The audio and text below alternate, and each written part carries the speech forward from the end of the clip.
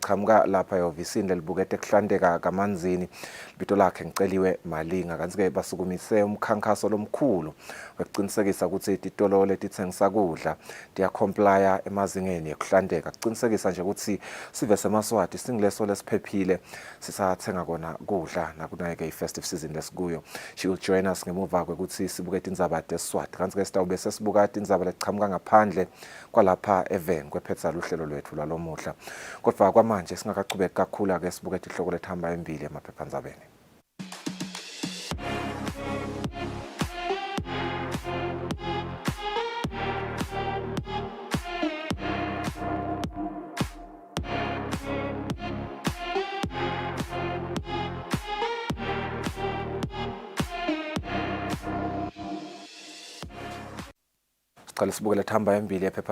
Times of Eswatini this Wednesday morning. The leading headline, Lomuhla Ekseni Good Times of Eswatini. 2 SA men killed execution style near guest house. Fetched near hotel in Babane by unknown men, driven to a guest house in Eswatini. Short while the taxi they were traveling in was parked at the entrance of guest house. Red Polo Vivo with local registration used to flee scene. They were not our clients. Kushoge guest house. Kuphinza ke kubonakala sithombe lapha sakuyo ke guest house lokubhala ukuthi Vegas City Guest House lapho ke labadubulelwe khona. On another one, Stockville scandals. Member disappears with over 120,000 emalangeni. Another leading headline today, Swayoko slams Pudemo over Mlungisi's public address. Kanti ke yekugcina indzaba legijima imbili SNAT sithi ke pay contract teachers bonuses before Christmas. Kutemidlalo khona Times of Eswatini, the leading story as Wanderers boost technical bench. It's 8,000 emalangeni pay for Ichabod as at Wesleyans. Zimbon Gafa finally joins struggling side until end of season. Another leading headline, act responsibly. Premier League warns Emma fans Ayoge Premier League. Sikali sets new scoring record. This one speaks to a way that was remarkable. Lapho khona ke Sikali longumdlali weGreen Mamba striker sakhona lapho has shattered records in the MTN Premier League. Ngendlela la korenga khona emagoli on the international front. Forest sack Steve Cooper. Stabuka ke Eswatini Daily News as our second newspaper. Lomuhla Ekseni lethamba embili, corporal punishment in schools could be reviewed. Ngekusho ke kwayo indvuna yetemfundvo. Let's say reinstating corporal punishment would have to be reviewed by all concerned stakeholders. Minister of Education and Training Owen Ngumalo has said. Ngumalo was responding to the strong views expressed by Emma parents of pupils learning at Herman Jemena Yatuagenge SOS Primary School that corporal punishment should be brought back in schools. Government extends operating hours for Mahamba, Mananga as well as Matsamo borders. Mahegege elive la khona hulumende sawunyusema our exebenda yekugcina its reps warn public of rising scams, theft at the height of festive frenzy. Sibona ke sithombe lapha semxhumanisi wakhona emaphoyiseni phindile vilakati kanti ke kutemidlalo PLE by elections Panyaza Ngutse reinstated.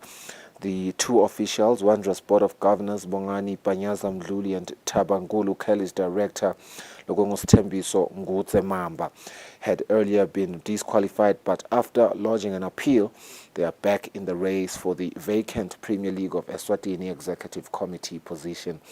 Another story making the headlines Lomuhla Ekseni, 1 month break for Lindo Nafika Redo. On the international front, Manchester City title chances drop by 50%. Ngetoke leti hamba embili emaphephandzabeni elivesta wahlola at market esibuye sibukete indzaba teSwati talapha ekhaya.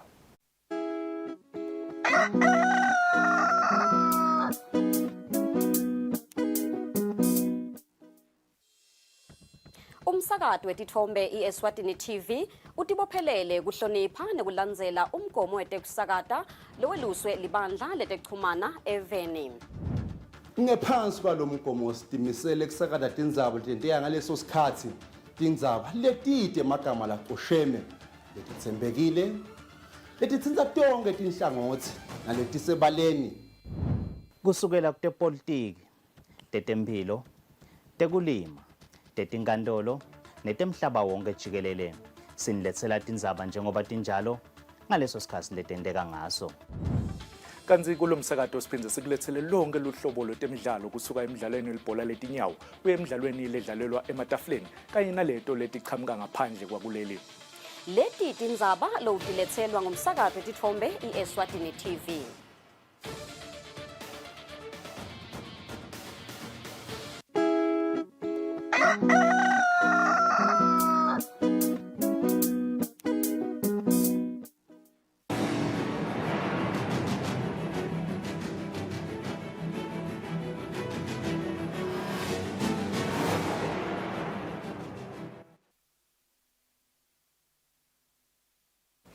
Siphindze sinomukele ehlelweni bonkhosi sethabele nathi tindzaba tesiswati sive sasesifundzeni saseshiselweni siphume ngetinkhani kuyawungenela ingcwala lencane esigodlweni embangweni loku-ke kulandzela ukuthi lo mkhosi wenabele nakuso lesifundza saseshiselweni.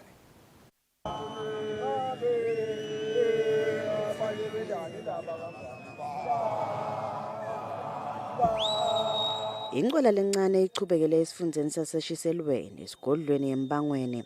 Loku kulandzela ukuthi lo mkhosi vele uyaye ube sewunabela nakuletinye tigodlo etifundzeni letikhona eveni. EmaSwati laphuma ngephansi kwabo betikhulu besifundza saseshiselweni aphume ngetinkhani kutawuba ingcenye yalo mkhosi noma belina futhi kumakhata kodvwa abakangenwa nani ngemandi emadolweni.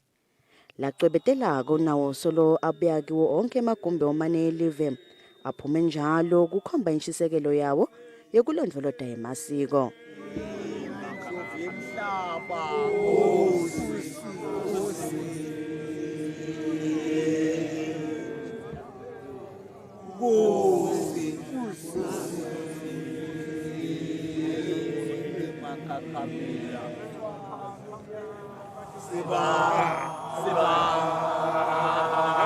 Esikolweni muntu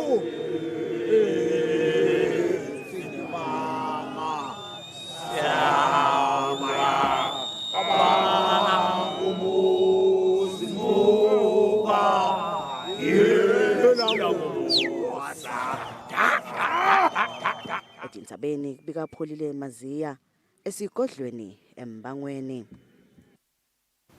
Igidve yaba yinhle ingcwala lencane esigodlweni eLitsitsini. Indlovukazi Mhlekazi ichubekile nekhola sive kulomkhosi lasewungena elangeni lesikhombisa.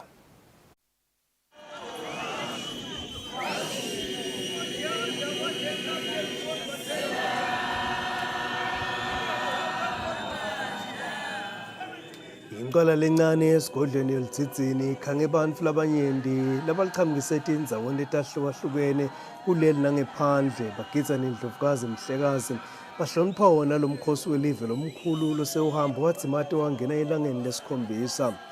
Kube kuhle kwadzela njengoba indlovu yemhlaba igidze isingethwe ngamakhosikazi yesilo semhlaba yasingathwa abalondolozi nabo-ke abantu abenkosi kwaba ngilacwebetelako luthango kanye nembali.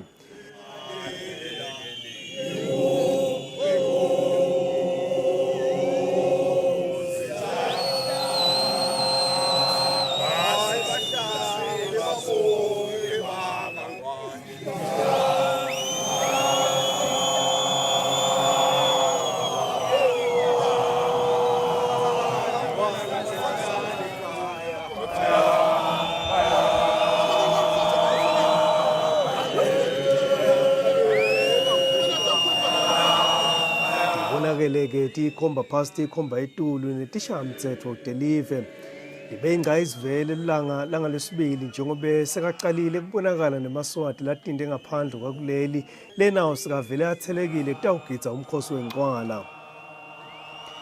Usendeka konke lokhu sivi saseshiselweni sitawunetheteka kulamalanga njengoba ingonyama kubheke ukuthi iqhubekele esigodlweni embangweni. Sive semaswati swasekele ngalokuphelele emakhosi kusukela uqala umkhosi wencwala kude kube ngilomuhla.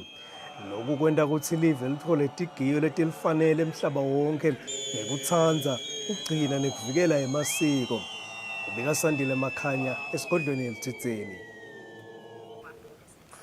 Mabhalanelo omkhulu etiko letinkhundla noNhlanhla Dlamini uthi ti-70 kumele tihle tiphumuta ingqondo titivocavoce kude tichubeke tikhicite ngalokubhekekile.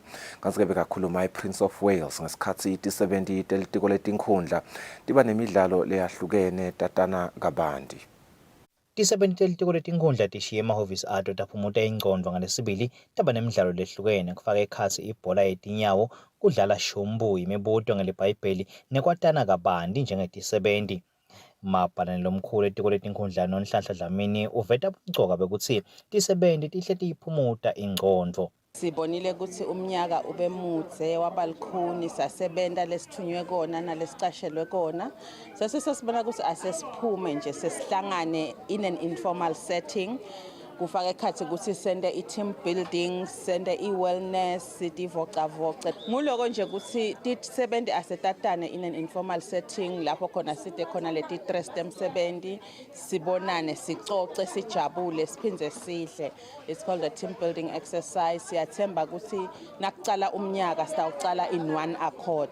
Nyalo sivala umnyaka sitawuyalana ukuthi hayi phela kubo Christmas akusho kusesiyodiyekela sawuchubeka nje sibe di-70 telitiko bese sesiyabuya sesicala with vigor sicala umnyaka lotako. Umcoka kakhulu lokuthi sithi touch base with each other in an informal setting ngoba nje lena etiko bangathi ngi-PS kumbe labanye bayesaba kumbe labanye banjani but lana ngidabe ngidlala nabo ibhola and then in that manner sitawukhona lokuthi siconverse nabo sikhulume netinto lapho bangeke batikhulume in an office setting, so it is very refreshing. Ngiyacabanga ukuthi batasinika i-feedback so that we improve our next year session. Leli tiko-ke lithi litakwenta kube ngumkhuba ukuthi njalo nje umsebenzi lo njengalo ube yimvama kude ukuthi tichubeke tikhicite ngalokubhekekile-ke ti-70 ukuthatha nalamanye amatiko nawo-ke ukuthi ende njalo. Endzabeni namuhla kubika Giyani Msibi nginothile Sithole sisembabane. Itiko letasekhaya lengede esikhathi sekusebenta emahekeni lamathathu elive lokungumathamo mahamba kanye na Mananga. Lokuxhumanisa lelitiko nesive Mlandvo Dlamini uthi kulamanye emaheke lelitiko litawukanekisa lehhovisi lamahamba nendlwana kunciphisa emalayini labamanze ngemaholide. Kulesikhathi semaholide akhisimusi tiyaye tikhule tinombolo tesive semaswati netivakashi labaphuma baphinze bangene eveni laseswatini kwanze malayini emahekeni elive. Itiko letasekhaya lithi kude sive netivakashi bangatikhanzi sebemasikhathi lesidze emahekeni lengede isikhathi sekusebenta kumaheke lamathathu. Mahamba utawuvula nga-7 ekseni kuze kuyoba ngu-12 ebusuku. Bese kuthi namathamo loye normally avule nga-7 avale nga-8 yena uyovala nga-10 ebusuku. Bese kuthi Mananga yena utawuvula nga-7 naye avale nga-8 ebusuku. Kepha-ke lamagede angeke avule ngetikhathi letifanako tawuvula ngetikhathi letahlukahlukene. Ngibekise nje yena Mahamba utawuvula kusuka kumhla ka-22 kuye kube umhla ka-23. Kubese kuthi Mathamo yena utawuvula kusuka mhla ka-22 kuyoze kube mhla ka-22 enyangeni leSetulu December kuyawuze kube ngumhla ka-2 January. Bese kuthi Mananga yena utawuvula mhla ka-18 kuze kube ngumhla ka-23. Dlamini uphinze uthi kulamanye emaheke atawube akhona emahhovisi amahamba nendlwana waphinze wanxusa ukuthi sive sihlolisise kuphelelwa sikhathi kwabobhukana baso njengoba kulamanye emave awusavumeleki kungena khona uma bhukana wakho sekaselwe inyanga letintathu ukuthi aphelelwe isikhathi. Etindzabeni Eswatini TV kubika Samkelisiwe Khoza nginavuma inkosi Nzinisa eMbabane. Kututshulwe amadvodza lamabili ashona ebusuku ngemsombuluko ngetitfuba tensimbi esiphohlongo ezulwini emgwacweni lowatiwa ngelenyonyane. Kanti-ke umxhumanisi wemaphoyisa nesive Superintendent Phindile Vilakati uthi lamadvodza lashonile asengakatiwa ukuthi abobani nekwekuthi akuphi. Umxhumanisi wemaphoyisa nesive Phindile Vilakati uyenaba ngaloko lokwendekile. Nasiphuthuma-ke sathola ukuthi kukhona imotolo lebeyicashiwe isuka eMbabane ilayishe abantu labathathu babane ngayo umshayeli lekusolakala ukuthi itsite manje kwachamuka bozidlani noma ikhanze bozidlani bebapakile etfutani bavele bavulela enhlavu ke kwashona labo lababili lebebangemuva umunye kulama passenger lo ugcina abaleka naye ke umshayeli usinzile kuleso simo kungaba kusicela nje sive longaba nelwadi ngalabantu ukuthi asithinze amaphoyisa kalobamba asisite kuloliphenyo. Takhamuti tithi tiseshaqekile ngalesigameko. Besihleli nje seva umsindo wokuchuma ibhamu ngaphandle kweligede. Sonke sivele sathuka sa screamer zama kuhlola ukuthi ngabe kwentekalani. Seva ke ukuthi kunebantu labadutshuliwe egedeni. Ngicabanga ukuthi ngaba sibhamu. Kimi lokufikile nje kube like netinsambo letegesi but nase ngiphuma la ngephandle because bengihleli ngekhathi sengiva ukuthi there's something ebeyenteka ngephandle bekudutshule abantu. Emaphoyisa athi nanoma umchubi wemotolo atiwa kepha akukavumeleki ukuthi akhulunyiswe njengoba lokhu kungamfaka engodini njengoba labo labende lobucala basengekho etandleni temaphoyisa. Etindzabeni Eswatini TV kubika Nelson Dlangamandla nginasimuva Shongwe ezulwini. Litiko letemphilo lithi titolo letitawukhandzakala titsengisa kudla lokungekho ezingeni titawuba nenkinga lenkulu. Njengoba sekutaya amaholide akhisimusi litiko letempilo liphume umkhankaso weqinisekisa ukuthi sive asigcini sidla kudla lokungekho ezingeni lelifanele. Lobukete kuphepha kwekudla kamanzini iceliwe Mkhonda uchaza kabanti ngalomkhankaso labawucalile. Siletha le awareness kubo somabhizinisi ukuthi sicela bamanye bathengise tinto leti safe for the public. Nokuthi le awareness siphinde sikhulumisa lama consumers le public ukuthi siyacela sinabo banga compromise impilo yabo ukuphila kwabo nokuthi nje sebathenga tinto leti shipisiwe. Keep safe, which is expired, you must keep it on a side, then we throw it. Umphathi we-right price kalogoba uthi bayetama kwekuthi bahlole tinfo letingekhathi esitolo ukuthi atikendlulelwa yini isikhathi. Uthi uma sebatilahla letinfo bayativula baticithe kude kungendeki ukuthi sive sititfole sitisebentise. Sive sibonga litiko letemphilo ngalomsebenzi. Kudla vele kusho ngase sekuphophile sakusesikulokayo kuyingodi ezivile. Siva kumnanzi kakhulu nje tempilweni tetfu ukuthi betempilo bayakhona ukuthi betela titolo basikhiphele letinto letikabi. Inhlangano yetempilo kamhlaba i-World Health Organization ithi bantfu labasishiyako emhlabeni evenikathi le-Afrika ngenxa yekudla lokungekho ezingeni lelifanele bangu-420,000 njalo ngeminyaka. Labaningi kulaba bamfana labaneminyaka lesihlanu kuya phansi njengoba bona kulesibalo bangu-125,000. Etindzabeni Eswatini TV kubika Nelson Dlangamandla nginasimuva Shongwe kamanzini. Amaphoyisa athi sive asiqinisekise ukuthi uma sihamba kulamaholide akhisimusi sishiya sicinise tekuphepha emakhaya aso njengoba sekubonakele ukuthi bozidlani bangena emakhaya ngekubona ukuthi kude muntu. Abantu labanye batabe bahamba basuka kulenye indzawo baya kulenye indzawo labanye batawusukela emakhaya bavakashe labanye emisebentini babiyele emakhaya noma ke labo labasebentele emakhaya bahambe baye etindzaweni letinye letihlukile. Siyakhuthaza ke simaphoyisa ukuthi asiqinise kakhulu tindzaba te-security etindlini tetfu ngayo yonke indlela lesingakhona ngayo. Nekucela nje ukuthi sibambisane phela nabo bomakhelwane. Etikolweni ngevele siba nekukhulumisana ngokuthi sitawenda njani nangabe sibothishela sonke sesihamba semakhaya kutawugadzeka kanjani. Siyacela ukuthi siwathinze amaphoyisa ngetimo letinjengaleti. Kulabo ke labangakhona njengabo somabhizinisi ucinisa vele bangete ama-gadgets sithe siyakukhuthaza lokufaka ekhathi wona ema-cameras la yaye abe lisito kakhulu nangabe sekwenteke licala la sesenda khona liphenyo. Umkhankaso we-1 billion rising sawusebenzisene nebahlabeleli nalabanemakhono ekuhambiseni live lekulwa nekuhlukubetana netebulili. Bahlabeleli bathi bamtsibi munye ekulweni nekuhlukubetana. Ngenhloso yokuchubeka nokuhambisa live nekucetha ukuhlukubetana eveni umkhankaso we-1 billion rising campaign sewusebenzisene nebahlabeleli nalabanemakhono kufaka ikhasi labadwebako nabosonkondlo nalabanye labatawube bahambisa live ngekucetha ukuhlukubetana lapha eveni. Libandla letindzaba likhulumise labanye bahlabeleli labayingcenye yalomkhankaso.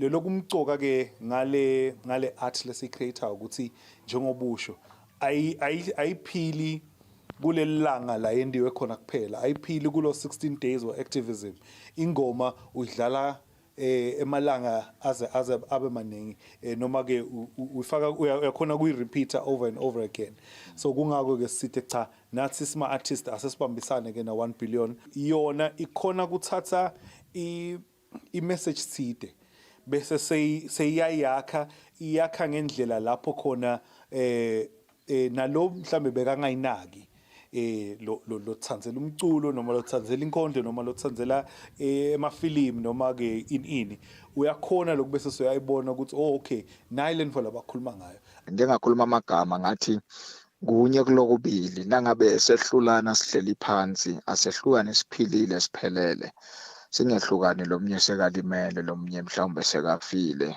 sehlukaniswe kufa lokudalwe izinto lengabe sihleli phansi sakulungisa sabambisana la singaboni ngahlola inye khona nesivumelane ukuthi asikhoni kuba ndawonye so nje nguloko ngceke Nkosi lokunye lokwenda ukuthi sendele collaboration na 1 billion rising naye uthe makalalela ezwa lengoma wathi no ayiphume le video athola ukuthi nathi sisemkhankasweni wayo sayenza ke yaphuma wonke ke umuntu unenzima langayidlala ekulweni nekuhlukubedana kuteke kuphele nya eveni laseSwatini boneno dadewethu ababulala kangaka etindzabeni ngengiyani Msibi navuma Inkosi Nzinisa nanotsile Sithole eMbabane.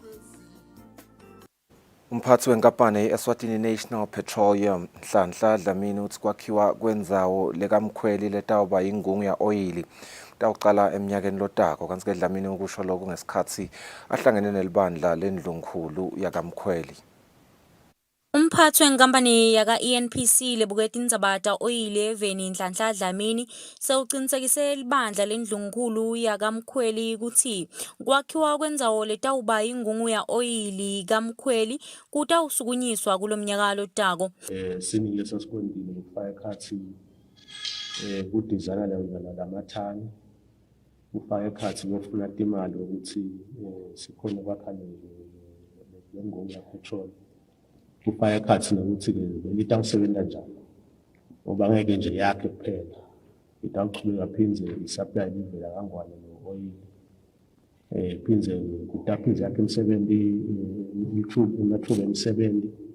Imvuna imcuba emphakathi kamkhweli dikhondele engamphalala ibonge yaphindze yajumisa inkampani ngekuthi ivele kuso sive.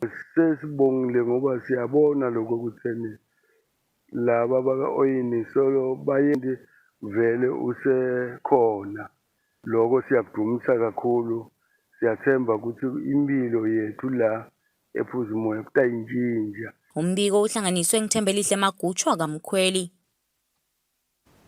Inkampani yaka-ENPC lebuketi indzabata oyili yeveni inikelele bantfwana labangemantombazane kwekuti gcebana basemfuleni lokungetulu kwemakhulu lamathathu 390. Umphathi walenkampani Nhlanhla Dlamini uthi baconza kwekuthi akusibo bonke bantfwana labakhonako kuthenga kwekutigceba kungako ke bakubone kumcokwa ukuthi batawubembathisa labantfwana labangemantombazane. Kanti ke ngakulenye indzaba Gogo Sophie Nzinisa wasebulekeni uthi sewuhlala ngekwesaba endlini yakhe leya linyatwa ngumoya lomkhulu lowashiya umonakalo endzaweni yasebulekeni esifundzeni saseshiselweni.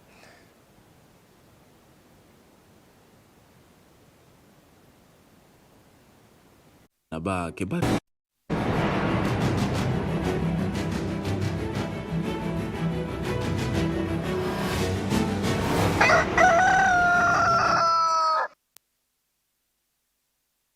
Kanti kwemidlalo lethambe embili kusele emalanga lambalwa ukuthi uphele umnyaka wa 2023 kodwa umbuto lomkhulu uthi kutemidlalo engabe kube ngumnyaka lonjani kulombiko ke sitawubuka lokuhle lokubonakele kwenteka kulomnyaka losetulo.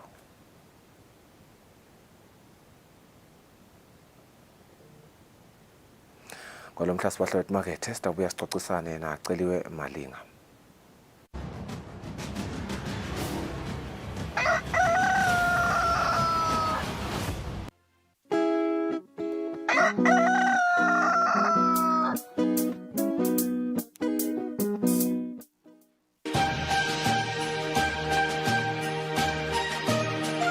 Tis the season to be jolly.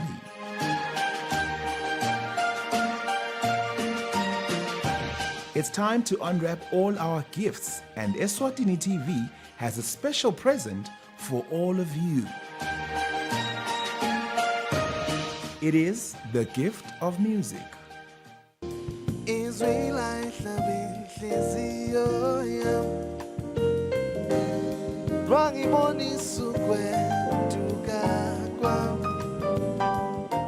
Your favorite musicians tell us about all the beautiful memories they have made and shared. So earlier gogo bekavamile ukusho ukuthi ngisengakuva nje mina level ukuyaphi. She was never shy to say what she feels. Can I do this? Yeah. Can I live? Can I live? So ngiyekeleni ngishaye inkondlo, ngiyekeleni ngishaye ingoma. I don't want to lie, Slaughter. Yeah. I never expected it.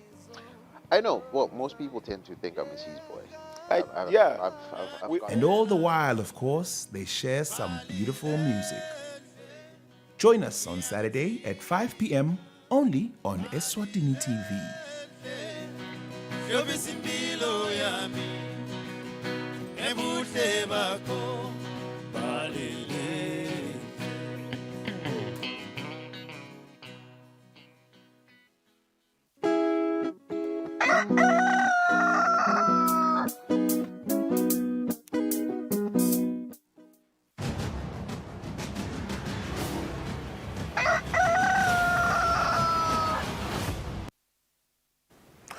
Sikutawubumbana tawugabanca empeleni insimbi yesikhombisa nje in a minute lesikhathi nyalo sitawufuna ukuxoxisana naceliwe malingana loqhamuka lapha kamanzini environmental health office kukhulumisa umsebenzi lomkhulu noma ngithi nje umkhankaso lomkhulu labawusukumisile esukwini la itolo ukuqinisekisa ukuhlandeka etindzaweni leti sithengisela kudla particularly ku corridor yakumathapha kuyakubokwa Luseni nje le corridor leyo ekuthene eMaswati lapha asathenga atawuhlandeka kangakanani atawuphepha kangakanani kuloko la kuthengako celiwe welcome to the program sebenzi lomkhulu kakhulu lona particularly kulesikhathi lesikuso mina nje ngidakubekisela ngiyake ngikhanze ukuthi la kule mphela sonto angisakhona ukuthi sengiyawupheka endlini noma ngendane ngithenga kakhulu la titolo ngoba cishe nje konke sikwenda la migwaqweni siyavuselana nebangani bethu it's the festive season at the end of the day engabe nje kusichazela kabanti ngalomkhankaso lona nokuthi encenye uthi sihlebela kancane ukuthi nje ngoba sengicalile itolo nitfoleni vele la titolo. Yes, okay. Ngiyabonga Mr. Sifiso. Mhlambe nje ngicale ngalokuthi introducer. Shothi ngiceliwe Mkhonda. Yes, acting environmental health officer kaManzini. Yes. Kusho ukuthi vele kulamalanga sinalomshukumiso nje ngoba sawushito. Itolo nje besise kwaLuseni logoba emhlaleni e10 siyesethi ke ma joint inspections that is whereby lama environmental officers, health officers from different areas, they come together. Yes, kahle why are we doing this lomshukumiso? Sisuka nje si bring awareness to the public, awareness to business owners. Kuthi sicela ukuthi bathengise intfo leti safe for the public. Nalama consumers which are the public.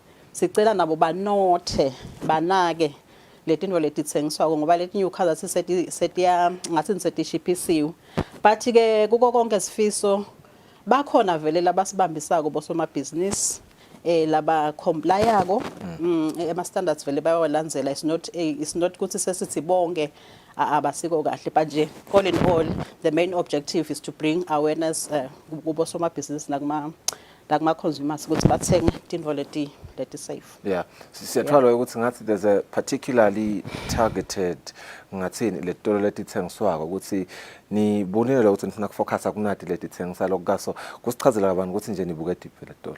Yes, okay. The activity that we are doing. In fact, we are only focusing on Waluseni yesterday. Okay. Yeah, which was just one area. Because there are other competing events. Right. Yeah, so ngeke sibe nesikhathi lesine ngakhulu.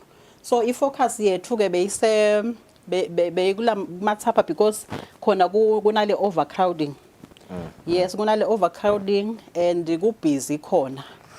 Ngakuhlabela mina ngibuka leti thombe lana nicishe nibuka konke celiwe Yes, from yes. impuphu ngibone ngisho iwatermelon lapha nawane malichi engabe nisabuka lana niyathola invele incenye nje singasho lesitolo lesi in particular Yes. ngifuna isho ligama lesitolo Yeah. but nje lokhu nje ngiyabona kungathi ngene ikhanza ukuthi singakalungi lokho angathi Yes, kusho nje kuyashiyana vele njengalapha nje ubona lenyama.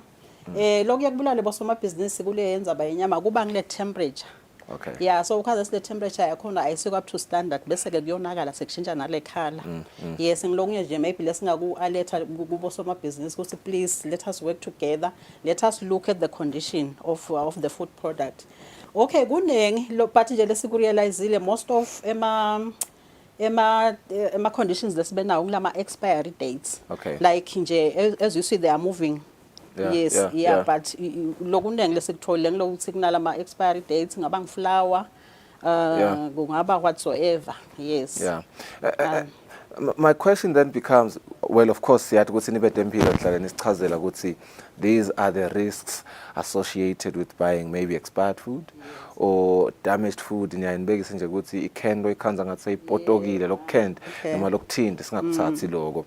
Kusichazela sichazele nana ngiyagoga enhlangano noma lapha kahelehele uthi what are these risk factors that are associated with buying kudla lesokonakele naloko ke lokufuna bakunakisise nabathenga salongiya nami vele ngiceliwe lapha esitolo ngithi ngiyawuhlolisisa for my own safety. Yes, okay, but nje sifundzise nakubo media.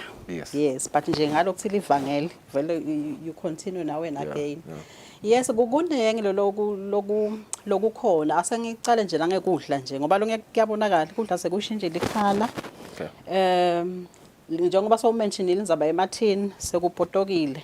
So nakupotokile kusho ukuthini ke Mr. Sfiso? Kusho ukuthi angisekunale coating lengekhathi kunale metal vele kusho ukuthi seyingenela ekudleni. Le ukhanza ukuthi ekugcina sekungabanga netifo letifana nabo cancer. Lokunye ke sithi kunabo football illnesses.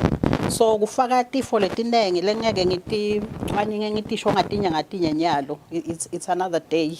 Yes, but nje tiye tibangwa ngilokuthi kunalokudla lokungasiko kahle lokunye kusemakhishini asengibekise njengalokubona bakuphakamisa lapha ungaphathwa nasiswa ngisokunye maybe sekonakele sekubolile. Yes, so there are so many diseases la ngaba khona but nje sithi nase sekushomba kanye sithi ngilama football illnesses.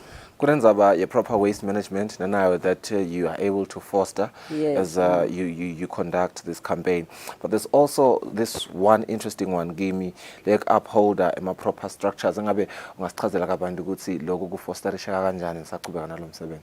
Okay, yes, yeah, because if we are talking about sound structures, yes, we have the Building Act, yeah. That is the act that we are using. Okay. In fact, something that maybe everyone can such things like the crack of the building, ventilation, lighting. Sometimes you can't see vele structure sekunetimbobo nako konke because kunala ama microbes lokhanza sabhaca uyabo abhaca kulethi info lethu.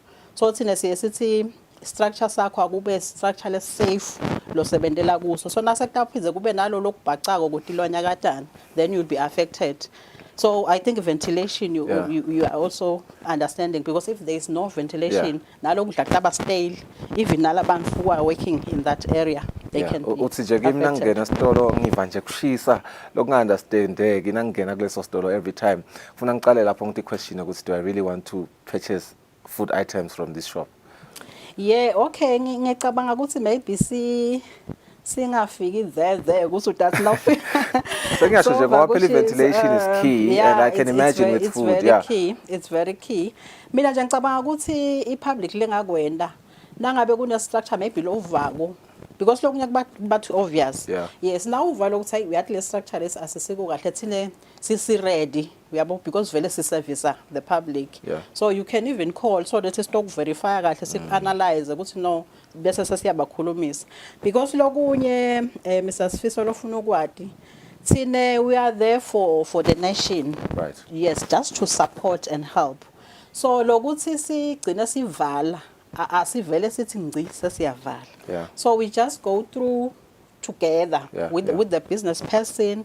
We educate, and then if the person is not complying, there are also even some letters that we forward, we recommend. Then we can maybe eventually lead to the closure, but we don't start from there.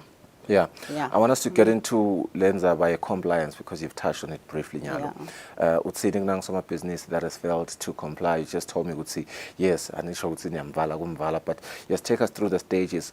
Umuntu lenimkhanza ukuthi anga comply kwenteka nguye, and vele nasithi nje ngiyabona lokuthi what you send me gets into ukuthi on a different note, failure to comply would result to the following ubala ke tinhlango setahlukene. Yeah. Okay. Yes, njengoba ngisho nje ukuthi okay, there are some steps. Yes, noma ngeke ngene kuma details, but just for the public to know. Sicala ngale verbal warning. Yes, because this is our job. It's a routine. So maybe it's my first time today. I'll just talk to the person, please. Ngicela ulungise nakho nanakho nanakho. Then I come maybe after 2 weeks. I'm just making an example.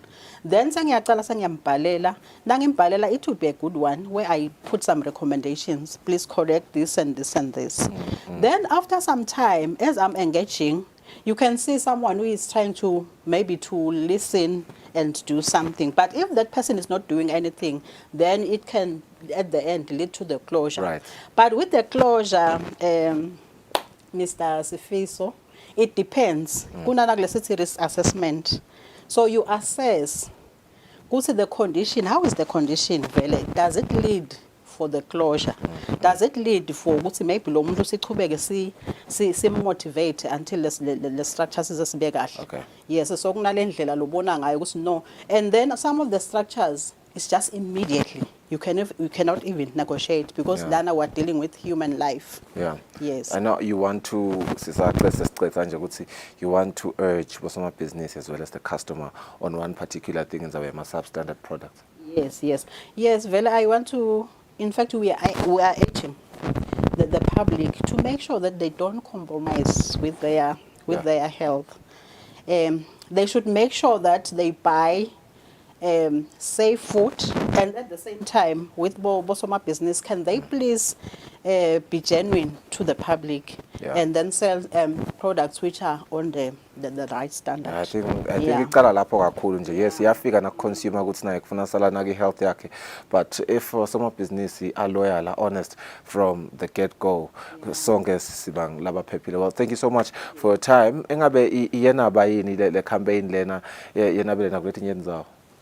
Okay, beyitonaba le campaign sibulawe ngilokuthi nyalo kunala national events, you know, the Inkwala in yes, so vele we need to focus to that one. Otherwise, yesterday it went very well. Yeah, because we were able to go to 12 supermarkets. Okay. Yes, and then one butchery, and then the general dealers were 2. And most of the conditions we find that are the expiry products. So you went to 15 in total. Yes. Titsengisele kudla. Engabe kuleto leting 15 tingakho lentini ke ma verbal warning. Okay, in fact a warning on the first time. Right. Yeah, it's actually on the first time you need to educate the person. Right. Yeah, so what we're doing once we find, because most of them what we were finding with the condemns, yes, so now after 70, then we just sit down with Losoma business, and then we try to educate what are the consequences. Yes, but yesterday, as I figured structure because there are some conditions where you cannot maybe even say, let us go and think about it. Yeah, actually, assessment yet. Okay. Yeah. So nje uyasiqinisekisa sivesa lapha kumathapha kuyakuboka luseni kuleyo corridor leyo ukuthi hayi akakubets kakhulu bangahamba bayothenga, but they should also keep an extra eye open. Yes, no sizamile vele itolo nalo ukuthi noma singakangeni tonke but lokuthi nje seba aware and the public was there and we appreciating of what we are doing. So I think vele ikhona possibility ukuthi basitakele kakhulu. Well, that's a very important campaign. Thank you so much for your time. Sibonge naleyo campaign leyo sethembe Maswati atawuti naka-ke leto tindzawo leni bafundzise kuto bonke sasibahlwe emakethe masinyane sitawubuya sibuke tindzaba leziqhamuka ngaphandle kwalapha ekhaya.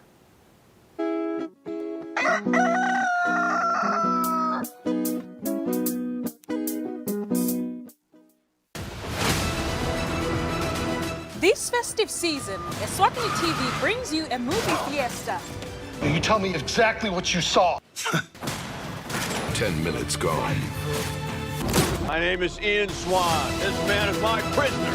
Drug court. Which is why this is so difficult. You teach this? I don't.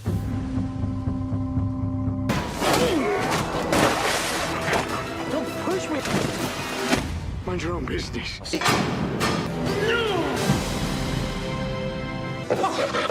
Oh, no. Stop it! Why don't you use your miracle claw? Miracles don't exist for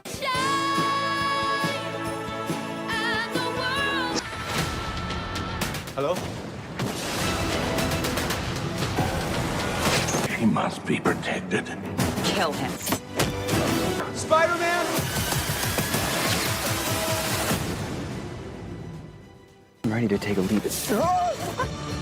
Be visited by 3 more ex-boyfriends. This can't be happening.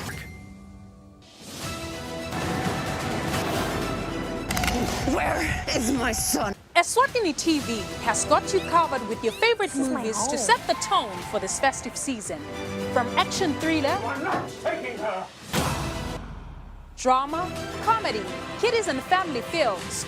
Kuningi this festive season. What are you waiting for? Christmas? Catch all the action this festive season only on Eswatini TV. I've never seen Christmas brought to life like this. Every day is a good day.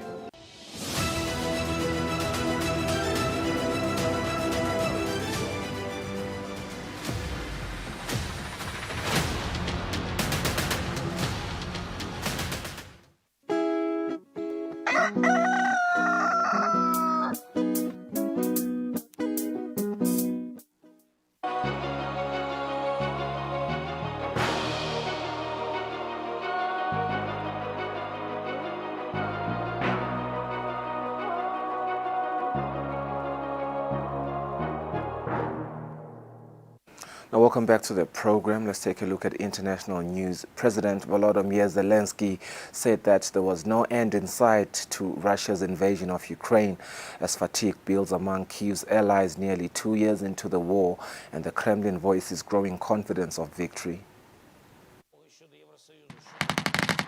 It's been nearly 2 years since Russia's invasion of Ukraine, and according to Kyiv, it's unclear when the war will come to an end.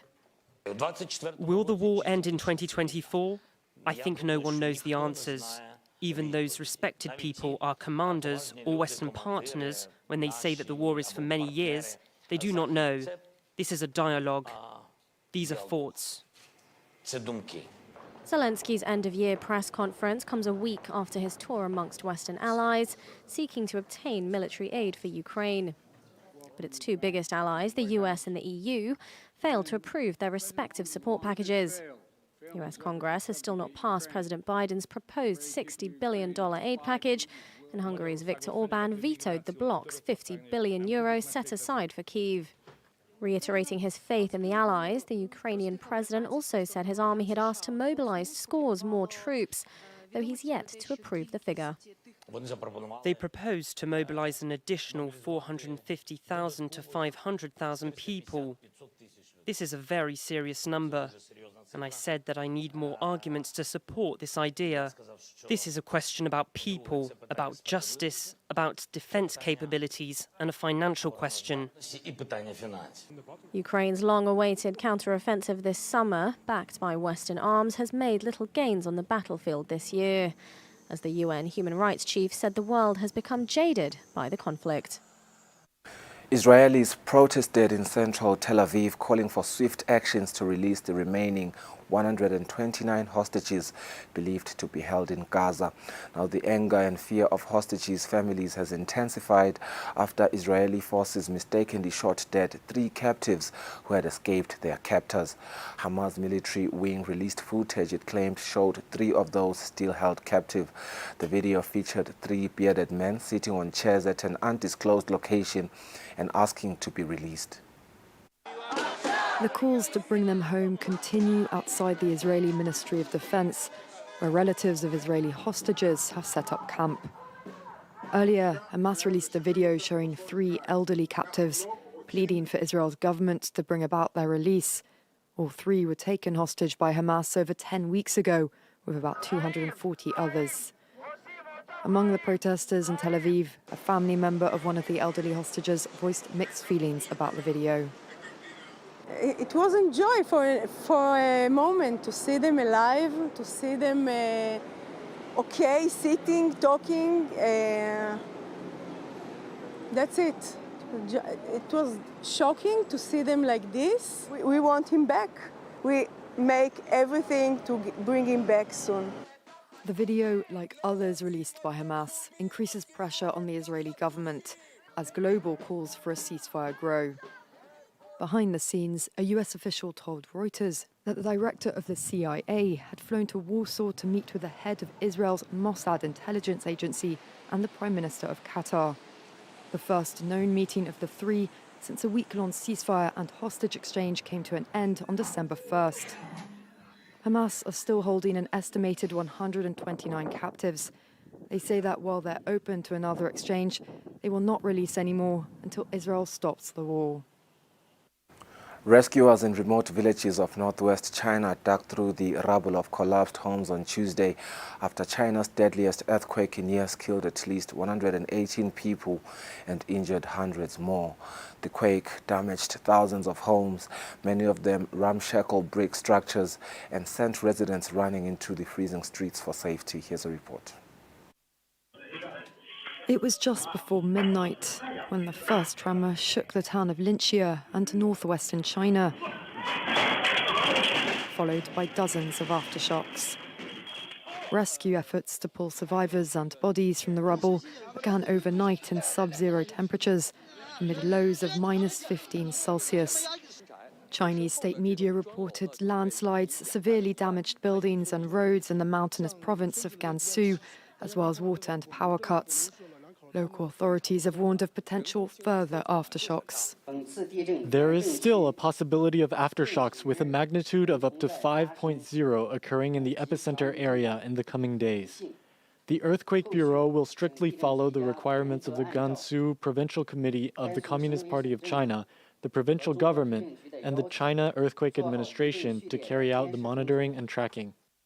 The earthquake was felt as far away as the city of Lanzhou, around 100 kilometers from the epicenter along the boundary of Gansu and Qinghai provinces. Earthquakes are common in this high-altitude province, lying on the tectonically active Qinghai Tibetan Plateau. State media said that tents, folding beds and quilts were being sent to the disaster area. China's deadliest earthquake in recent years was a 7.9 magnitude in 2008 that killed nearly 90,000 people in the southwestern Sichuan province. The United States on Monday announced a 10-nation coalition to quell the Houthi missile and drone attacks on ships transiting the Red Sea, with Britain, France, Bahrain and Italy among countries joining the multinational security initiatives. United States Defense Secretary Lloyd Austin said the security coalition also included the United States, Canada, Netherlands, Norway, Seychelles, as well as Spain. Usually busy with container ships, the Bab al-Mandeb Strait off the coast of Yemen could soon be filled with warships. The United States has announced the creation of an international coalition to prevent a conflagration in the region and secure maritime traffic on the route, which carries 12% of global trade, including 30% of container traffic. So this morning, we've launched Operation Prosperity Guardian. All countries have the right to move freely and lawfully in international waters. But that's foundational global right, is under new threat today from the totally unacceptable attacks on merchant vessels by the Houthis in Yemen. In total, 10 countries, including France and the UK, will make up the coalition, a new force which intends to rely on military equipment already present in the region. For example, the American destroyer HMS Diamond fired a Viper missile at a drone on Friday, the first time this has happened since the 1991 Gulf War. On the European side, Spain is already deploying its Victoria frigate and France its Languedoc frigate. But above all, this new coalition can rely on the combined maritime forces, the largest multinational naval force in the world, to coordinate its operations. These intervention forces are already operating in the region's sensitive areas, with one focusing specifically on the Red Sea and the Gulf of Aden. The challenge for the West is also to rally Arab countries to the coalition. However, in the context of Israel's war on Gaza, neither Saudi Arabia nor Egypt appear in favour of sailing under the American flag, Israel's main ally. Finally, Washington is negotiating with China to get Beijing, the world's leading exporter, to put pressure on Iran, which supports the Houthis. Finland entered into a defense cooperation agreement with the United States, allowing the U.S. military access to Finnish national security facilities. In the past month, Finland closed its border with Russia, accusing the Kremlin of sending migrants in an act of hybrid warfare. The newest NATO member, Finland, on Friday closed its border with Russia until mid-January. Attempts were made to reopen the Vaaliamaa border crossing last Thursday, but authorities promptly closed it again after another influx of asylum seekers entered from Russia. Finnish officials say Russia is using the migrants as part of its hybrid warfare. The first time Russia has used this kind of way to affect Finnish decision-making. And in the year 2015-16, there was same kind of a phenomenon in our northern border crossing points in Lapland. They want to affect Finnish decision-making, and also this might be some kind of a statement towards Finland joining NATO, and also this agreement between Finland and United States of America. Finland, which shares a 1,340-kilometer border with Russia, is on high alert. The border zone, however, has no physical barriers, making patrolling difficult. The Finnish government says Russia is sending the migrants to destabilize the country, claim Russia has denied. We have seen that the Russian authorities help and guide these migrants towards the border, give them bicycles to cross the border. During this year, they changed their policy. They freely let people to Finland, and not just let, but also actively guide them towards Finland. The Finnish government is discussing changes to its border control legislation to enhance security and safeguard the European Union and NATO borders with Russia. Many Finns perceive Moscow's actions as a form of retaliation. It's because we joined NATO and we have been supporting Ukraine in the war a lot. So maybe this is a punishment from Russia to Finland. This hybrid war, and I think the background is that Finland joined the NATO last spring and then signed this DCA contract with the USA. Finland's new defense cooperation agreement with the US comes after decades of non-military alignment and efforts to foster friendly ties with Russia. Helsinki's stance shifted after Russia's full-scale invasion of Ukraine. Public support to join NATO surged as Finland sought rapid military access and aid in the event of a conflict. With Finland signing that deal with the United States, we end our international news. We go for a net break. We'll return shortly.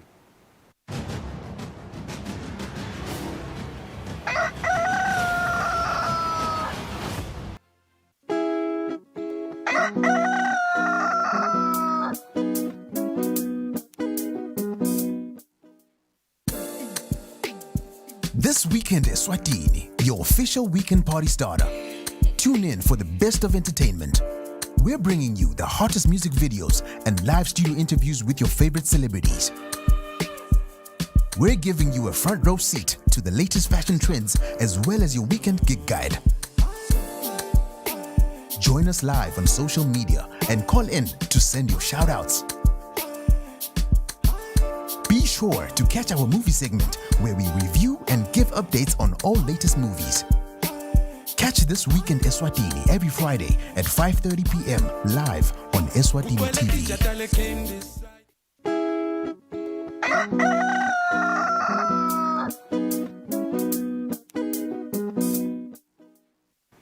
Kwelo muhla sasifike emaphethelweni ehlelo lwethu lomuhla sibonane ngalesine nisale kahle.